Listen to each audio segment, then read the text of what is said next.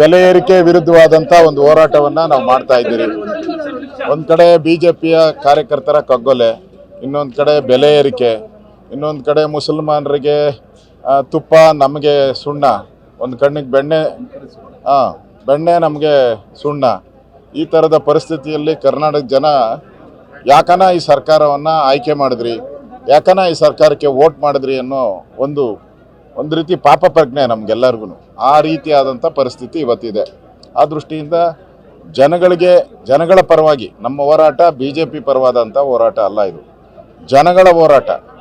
ಜನಗಳ ಮಧ್ಯೆ ಹೋಗಿ ಜನಗಳಿಗೆ ಈ ವಿಚಾರಗಳನ್ನು ತಿಳಿಸೋ ಮುಖಾಂತರ ರಾಜ್ಯ ಸರ್ಕಾರ ಇನ್ನೂ ಮುಂದುವರೆದರೆ ದಿನನಿತ್ಯ ಈ ಬೆಲೆ ಏರಿಕೆಗಳನ್ನು ಕಂಟಿನ್ಯೂ ಮಾಡ್ತಾರೆ. ಅದಕ್ಕೋಸ್ಕರ ಇದರ ವಿರುದ್ಧ ಒಂದು ಜನಾದೇಶ ಮಾಡಬೇಕು ಅನ್ನೋ ದೃಷ್ಟಿಯಿಂದ ನಾವೆಲ್ಲರೂ ಕೂಡ ಇವತ್ತು ಇಡೀ ರಾಜ್ಯಾದ್ಯಂತ ಪ್ರತಿಭಟನಾ ಯಾತ್ರೆಗಳನ್ನು ನಾವು ಮಾಡ್ತಾಯಿದ್ರಿ. ಇದ್ರ ಮುಖಾಂತರ ಕರ್ನಾಟಕದಲ್ಲಿರೋದು ಪಾಪಿ ಸರ್ಕಾರ, ಇದು ಪಾಪಿಗಳ ಸರ್ಕಾರ. ಅಲಿಬಾಬಾ ಮತ್ತು 40 ಕಳ್ಳರು ಹೆಂಗೆ ಹಿಂದೆ ಫೇಮಸ್ ಆಗಿದ್ರು, ಈಗ ಮುಸಲ್ಮಾನರಿಗೆಲ್ಲ ಮೀಸಲಾತಿಗಳು ಎಲ್ಲ ಕೊಟ್ಟು ಒಂಥರ ಟಿಪ್ಪು ಸಂಸ್ಕೃತಿಯನ್ನು ಈ ಸಿದ್ದರಾಮಯ್ಯನವರು ಜಾರಿಗೆ ತರ್ತಾ ಇದ್ದಾರೆ. ಈ ಇಡೀ ಸರ್ಕಾರ ಒಂದು ಕೋಮುವಾದದ ಸರ್ಕಾರ. ಇದು ನೀವು ಹಿಂದೂಗಳ ಬಗ್ಗೆ ಮಾತಾಡಿದ್ರೆ ಕೋಮುವಾದಿ, ಅದೇ ಮುಸಲ್ಮಾನರ ಬಗ್ಗೆ ಮಾತಾಡ್ಬಿಟ್ರೆ ನೀವು ಜಾತ್ಯತೀತವಾದಿ.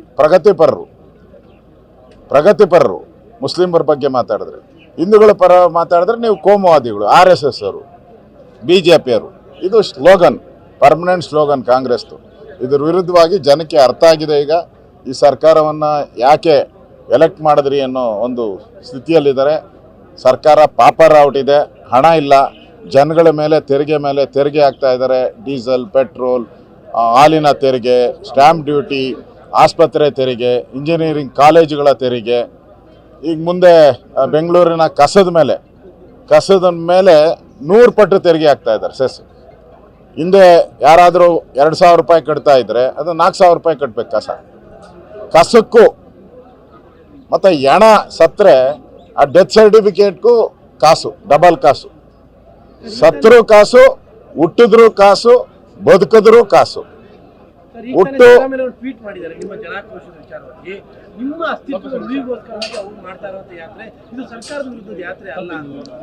ಇದು ಸಿದ್ದರಾಮಯ್ಯ ಕುರ್ಚಿ ಉಳಿಗೆ ಫಸ್ಟು ಅವ್ರು ನಮ್ಗೆ ಹೇಳಕ್ ಮುಂಚೆ ಅವ್ರ ಕುರ್ಚಿನ ಗಟ್ಟಿ ಮಾಡ್ಕೊಂಡು ಕೂತ್ಕೊಳ್ರಿ.